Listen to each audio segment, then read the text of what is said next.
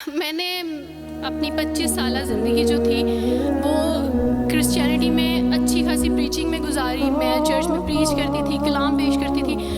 ایک آپ کہہ لیں کہ کٹر مسیحی تھی میں, اور ایسی مسیحی تھی جو وارث ماموں کو یعنی بولنے نہیں دیتی تھی فیملی میں. جب مجھے پتہ چلتا تھا کہ آج وارث ماموں فلاں فیملی میں وزٹ کر کے گئے ہیں, میں اس گھر میں پہنچ جاتی تھی اس سے پہلے کہ وارث ماموں کی بات ان کے ذہن پہ اثر کریں. مجھے خدا کا کلام پیش کرنا ہے, ان کے گھر پہ جا کے دعا کرنی ہے تاکہ شیطان اپنا کام نہ کرے. بیکاز میرے نزدیک وارث ماموں جو کام کر رہے تھے وہ شیطان کا کام تھا, کیونکہ وہ خداوند سے دور کر رہے تھے میرے لوگوں کو. تو میں اس فیملی میں پہنچ جاتی تھی, اپنے لوگوں کو چاہتی تھی کہ وہ خداوند کے ساتھ جڑے رہیں, وہ کبھی خداوند کا انکار نہ کریں, وہ یسوع مسیح کا انکار نہ کریں. یہ سب میری یعنی میں آپ کہہ لیں کہ ایک اسٹرانگ ورک کرتی تھی. مجھے اس چیز کا ڈر رہتا تھا کہ وارث ماموں کی وجہ سے اب مزید لوگ اسلام کو قبول نہ کر لیں, لیکن کیا پتہ تھا کہ اللہ تعالیٰ مجھے ہی دائرہ اسلام میں لے آئیں گے اور میں ہی وہ شخص بنوں گی جو اسلام قبول کرے گی. CSS کر رہی تھی, میں نے BA کمپلیٹ کیا اپنا, اور اس کے بعد میں CSS کر رہی تھی. اس کے دوران اللہ تعالیٰ نے مجھے یہ توفیق دی کہ اسٹڈی آف ڈفرینٹ ریلیجنس کی کتاب پڑھنے کے دوران یہ سبجیکٹ جب میں پڑھ رہی تھی تو مجھے پتہ چلا کہ اسلام ہی خوبصورت مذہب ہے. اچھا آپ یقین جانیں, وارث ماموں رمضان میں قرآن پاک ڈسٹریبیوٹ کرتے تھے اور راشن دیتے تھے. تو میرے بھائی کے ایک جہاں ڈیوٹی کرتے ہیں وہاں ایک انکل تھے, گارڈ تھے, ان کے لیے قرآن پاک لے کے ان سے رکھا ہوا تھا اور راشن بھی لے کے رکھا ہوا تھا. اور میں اس قرآن پاک کو نا چھپا کے اپنی سیف میں رکھتی تھی اور ڈرتی تھی کہ کسی دن میں اس کو کھول نہ لوں. اکثر ایک دو دفعہ پکڑا کہ کھول کے دیکھوں تو صحیح, کوئی نہ کوئی غلطی تو ہوگی نا اس قرآن میں بھی, یہ تو بڑی باتیں کرتے ہیں بائبل کے بارے میں, کچھ نہ کچھ تو ہوگا. لیکن اب یقین جانے ایک ڈر تھا کہ جس دن میں نے اس قرآن کو پڑھا میں اس قرآن کو اپنا دل دے بیٹھوں گی. وہی ہوا کہ جب میں نے قرآن پڑھا تو میں اس پر ایمان لائے بغیر نہیں رہ سکی. ایک رات وارث ماموں کو کال کی اور ان سے کہا کہ 2 بجے کا لگ بھگ ٹائم تھا, اور ان سے کہا کہ وارث ماموں سے ضروری بات کرنی ہے. تو انہوں نے کہا کہ کیا بات ہے بیٹی, کوئی زندگی موت کی بات ہے؟ تو میں نے کہا کہ ایسے ہی سمجھ لیں, میں رو رہی تھی. تو انہوں نے کہا کہ سب خیریت ہے. تو میں نے ان سے کہا کہ بس بغیر کچھ کہے آپ مجھے کلمہ پڑھا دیں وارث ماموں. اور وارث ماموں اور میں بالکل خاموش تھے. یعنی وارث ماموں کہتے ہیں کہ اس وقت مجھے لگا کہ جیسے میرا دل پھٹ جائے گا. مجھے یقین نہیں آ رہا تھا اپنے کانوں پہ کہ وہ جو سب سے بڑی رکاوٹ تھی وہ مجھے خود کہے گا کہ مجھے کلمہ پڑھا دیں. اور میں نے ان سے 5 منٹ کا یعنی اسپیس لی کال پہ, اور 5 منٹ میں نے دعا کی. لیکن اس کے بعد میں نے کہا کہ اگر میں حق پہ ہوں, سچ پہ ہوں, تو بس پھر خداوند اس کو ہو لینے دے. اور وہی ہوا, میں نے اسلام قبول کیا اور سوچا تھا کہ CSS کمپلیٹ کرنے کے بعد فیملی میں اناؤنس کروں گی. لیکن اللہ تعالیٰ نے کچھ اور منصوبے بنائے ہوتے ہیں, انسان کے کچھ اور منصوبے ہوتے ہیں.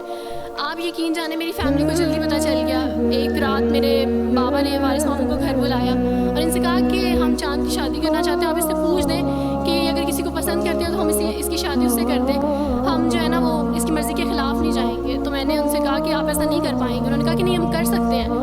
مجھے یہ تھا کہ مجھے پچھتاوا نہ رہے کہ میں نے شاید اس دن پاپا سے بات کرتی تو پاپا مان جاتے. تو میں نے ان سے کہا کہ پاپا میں ایک مسلمان مرد سے شادی کروں گی, آپ ایسا میرے لیے کر سکتے ہیں؟ اگر آپ کسی مسلمان سے میری شادی کریں گے تو ٹھیک ہے, میں شادی کرنے کے لیے تیار ہوں. میرے گھر میں ایک سناٹا چھا گیا, اور اس خاموشی کے بعد جو ہے یعنی سب فیملی والے رونے شروع ہو گئے. انہوں نے کہا کہ آپ اپنے مذہب میں واپس آ جاؤ.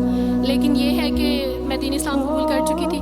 آپ یقین جانیں جس طرح لوگ مختلف ہیں اسی طرح ان کے مسائل بھی مختلف ہیں. مجھے مینٹلی بے انتہا ٹارچر کیا گیا. مینٹلی مجھے یعنی اس چیز کا احساس دلوایا گیا کہ ماما پاپا روتے ہیں. میرے پاپا نے آپ یقین جانیں خود کو پھانسی لگانے کی کوشش کی میری آنکھوں کے سامنے. میری ماما نے خود پہ پیٹرول ڈال دیا اور خود کو جلانے کی کوشش کی میری آنکھوں کے سامنے. اور میں اپنے روم میں بیٹھی یہ کہتی تھی کہ اللہ اگر میں حق پہ ہوں نا تو میری فیملی کو کچھ نہیں ہونا چاہیے. پھر بہرحال مجھے میری فیملی سے نکال دیا گیا, یہ اس ڈر سے کہ میری وجہ سے دوسرے بہن بھائی بھی اس راہ پہ نہ چلے جائیں. اور وارث ماموں کو بلا کے مجھے گھر بھیج دیا گیا, ان کے گھر بھیج دیا گیا. جب میں گھر سے آ رہی تھی تو وارث ماموں نے کہا کہ بیٹی اگر آپ کو کوئی سامان ہے تو آپ لے لیں. تو میں نے ان سے کہا کہ اس گھر سے صرف ایک ہی چیز میرے ساتھ جا رہی ہے اور وہ ہے میرا نام جو ماما پاپا نے مجھے دیا تھا. میں چاند رات میں پیدا ہوئی تھی اس لیے انہوں نے میرا نام چندہ رکھا تھا. بس وہ نام لے کے آئی. آپ یقین کریں ہمیں کہا جاتا ہے جبرن اسلام قبول کیا جاتا ہے. اسلام قبول کرنے کے بعد وہ جبر کیا جاتا ہے کہ آپ سوچ بھی نہیں سکتے. آپ کو اپنے ماں باپ سے ہی ملنے نہیں دیا جاتا, آپ کو اپنے ہی چھوٹے بہن بھائیوں کے پاس نہیں جانے دیا جاتا. آپ میں ہاسپٹل میں تھی ڈلیوری کے ٹائم. آپ یقین جانے میرے پاس کوئی بھی نہیں تھا جو مجھے بیڈ سے اٹھا کے بٹھا سکتا. ایسے موقع پہ مجھے اپنے اپنوں کی ضرورت تھی, لیکن میرے اپنوں کے جبر نے میری ماما کو مجھ سے دور رکھا, میرے بہن بھائیوں کو.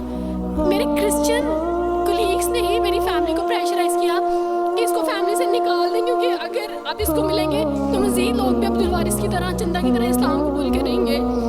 میں نا ہاسپٹل میں لوگوں سے کہتی تھی کہ مجھے بیڈ سے اٹھا کے بٹھا دیں، سیزیرین کے بعد میں اٹھ نہیں سکتی، میرا بیبی رو رہا ہے، کوئی مجھے بیبی پکڑا سکتا ہے. آئیڈیا ہی نہیں تھا ہاسپٹل میں کیا کیا لے کے جاتے ہیں. میرے پاس ایک ایسا دوپٹہ نہیں تھا جو میں چینج کر سکتی.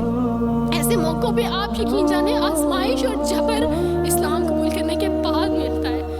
مجھے آپ سب سے توقع ہے، آپ سب اسلامک اداروں سے توقع ہے کہ اب آپ ہمارے لیے اسٹیپ لیں. ہمارے اپنوں نے تو ہمیں چھوڑ دیا، انہوں نے جو ہمارے ساتھ جبر کیا، اس جبر کے بدلے آپ ہمارے ساتھ نیکی کریں. اب آپ کیا اسٹیپ لیتے ہیں نیو مسلمس کے لیے جن پر یہ الزام لگایا جاتا ہے کہ ان پہ جبر کیا جا رہا ہے؟ ہم پہ جبر نہیں، ہم پہ جبر اسلام قبول کروانے والوں نے نہیں کیا، بلکہ جن کے گھروں سے ہم آئے تھے اسلام قبول کرنے کے بعد جبر تو ان کی طرف سے تھا.